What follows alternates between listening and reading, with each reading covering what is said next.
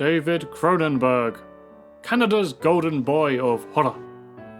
While these days he is more concerned with stripping down Viggo Mortensen, his real reputation remains as everyone's first port of call when it comes to body horror. It would not feel right to run a 100-year series without shining the spotlight on David Cronenberg at least once. After reflecting on his immense body horror of work, I have singled out 1979's The Brood.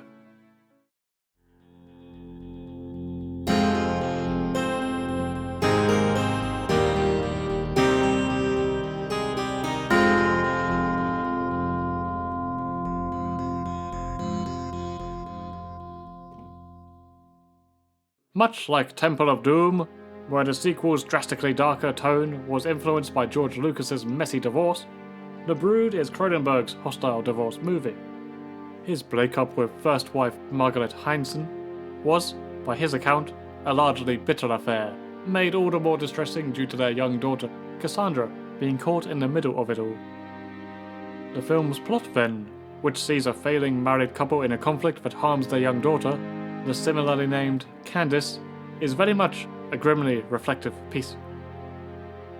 Given the fresh, raw personal feelings involved, it does make the film's underlying cynicism and misogyny understandable, though not wholly excusable. The wife, Lola, is being treated in a rather unusual psychotherapy institute. My friends, you'll never see more wood-panelled decor anywhere else in the world. It's enough to drive anyone mad. The therapy is run by Dr. Hagelin, played by Oliver Reed, a character whose methods are both portrayed as genius and damaging, muddying the character's intentions to delightful, mysterious effect. Husband Frank is a bit weary of it all, not far away from becoming a broken man. But the discovery of horrid bruising on his daughter's back motivate his search for answers and a stronger desire to gain custody. As Nola's treatment begins to inspire breakthroughs, the lives of those connected to her outside the institute become endangered by the presence of small, childlike killers, like the spooky little bitch from Don't Look Now, multiplied by 10. On the whole, for an early Cronenberg picture, The Brood is actually quite reserved. You think of this director, your mind drifts towards a man transforming into an oozing fly monster, heads telepathically exploding, and whatever the fuck was happening in Videodrome. In this film, the auteur's trademark imagery is mostly saved for the shocking finale, gearing up over the 90-minute runtime to deliver the goods one expects from his work. Instead of focusing on gore or sickening body deformities, The Brood channels a more textbook mystery killer structure. While the gross climax features imagery you won't forget in a hurry, it's the movie's subtle moments that really linger with me. An old man drunkenly confronting the chalk outline of his departed, estranged wife.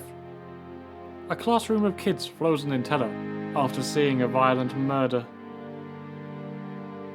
The recent trend of belated horror sequels, such as the 2018 Halloween or the upcoming Exorcist movies, could easily take advantage of The Brood.